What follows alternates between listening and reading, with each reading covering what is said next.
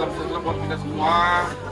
Pertama-tama kami dari Kepolisian Sektor Perusahaan sama tim dari Basarnas Provinsi Sumatera Selatan, Disko, Polair, dan rekan kita dari Koramil mengucapkan minal aidin wal faizin, mohon maaf lahir dan batin.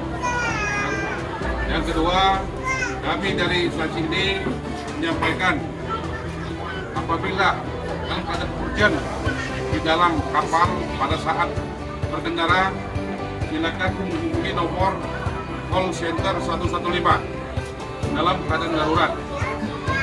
Namun di sini kami tetap mendoakan semoga perjalanan bapak-bapak, ibu-ibu dan adik-adik sekalian dalam keadaan lancar dan tidak ada halangan suatu apapun.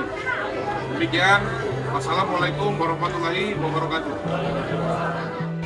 Assalamualaikum warahmatullahi wabarakatuh.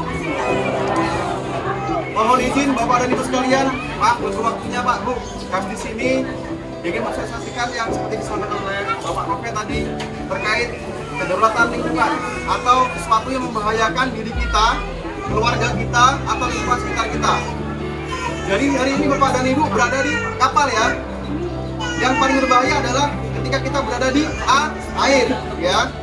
Jadi apabila terjadi sesuatu yang berbahaya, yang pertama kali kita lakukan adalah memanajemen kepanikan kita sendiri. Kedua, selamatkan diri sendiri dan keluarga. Kemudian cari alat bantu apung Bapak Ibu. Ya, di sini nanti pasti ada disediakan oleh pihak kapal pelampung per masing-masing orang. Kemudian hindari juga ruangan tertutup, baru seperti terbuka. Jadi ketika ada sesuatu yang urgent, kita bisa segera keluar. Kemudian apalagi yang alat bantu apung selain pelampung itu Bapak Ibu, botol aqua bisa kita gunakan sebagai alat bantu apung ketika berada di air. Life jacket, jerigen bisa. Jelas Bapak Ibu ya, jelas ya. Kemudian apabila terjadi sesuatu yang bahaya lagi, segera hubungi 115 Bapak Ibu. Ini layanan bebas pulsa alias gratis. Dan kami bekerja bersama dengan TNI Polri, dengan Dinas Perhubungan, itu tidak dipungut biaya sepeser pun.